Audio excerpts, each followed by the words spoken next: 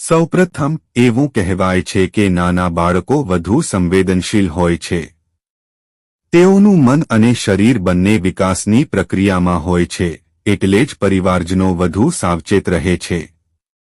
વૈજ્ઞાનિક રીતે જોઈએ તો ગ્રહણની સીધી અસર બાળકના સ્વાસ્થ્ય પર થતી નથી, પરંતુ માતાપિતાની ચિંતા અને વાતાવરણનો અસર બાળક પર પડી શકે છે. બીજી માન્યતા એ છે કે ડર અને ચીડિયાપણું વધી શકે. જો ઘરે સતત ગ્રહણ વિશે ભયજનક વાતો ચાલતી રહે તો બાળક પણ એ વાતોથી ગભરાઈ શકે છે.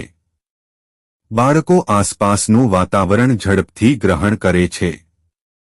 તેથી જરૂરી છે કે આપણે શાંતિપૂર્ણ અને સકારાત્મક વાતાવરણ રાખીએ. કહેવાય છે કે ઊંઘમાં ખલેલ પડી શકે. હકીકતમાં બાળકોની ઊંઘ પર અસર મુખ્યત્વે તેમના રોજિંદા રૂટીન અને માનસિક શાંતિ પર આધારિત હોય છે. જો માતાપિતા શાંતિથી અને નિયમિત સમયસર ઊંઘ માટે તૈયાર કરે તો કોઈ ખાસ સમસ્યા થતી નથી. લોકમાન્યતા મુજબ બહાર રમવાનું ટાળવું કહેવામાં આવે છે.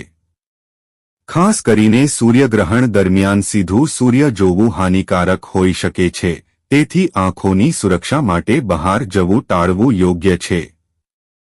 પરંતુ સામાન્ય રીતે ઘરમાં રમવું, વાર્તા સાંભળવી, ભજન કે સર્જનાત્મક પ્રવૃત્તિ કરવી એ વધુ સારું વિકલ્પ બની શકે છે.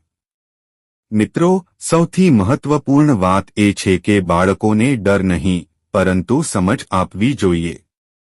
તેમને સરળ ભાષામાં સમજાવવું કે ગ્રહણ એક કુદરતી ઘટના છે. ડરાવવાને બદલે જ્ઞાન આપવું વધુ સારું છે. બાળકો માટે પ્રેમ, સુરક્ષા અને શાંતિપૂર્ણ વાતાવરણ સૌથી મોટી સુરક્ષા છે. માતાપિતા અને વડીલો જો શાંત અને વિશ્વાસભર્યા રહેશે તો બાળક પણ નિર્ભય રહેશે.